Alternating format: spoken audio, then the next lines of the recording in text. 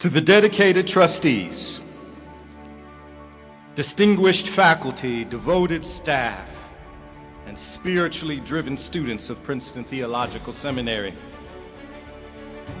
I stand before you today overflowing with gratitude and humbled by this appointment.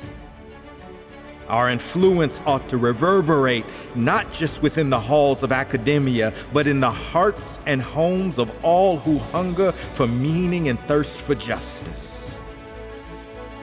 The diversification of offerings, whether hybrid degrees, certificates, or stackable credentials, is not an obstacle to be avoided, but a gift to be extended. What we teach, who we teach, and how we teach to serve Christ's church in the world must always be an open question. As we bask in this beautiful pageantry of pomp and circumstance, may I never forget the sacred, humble obligation of this office. Hands that serve are holier than lips that preach and pray.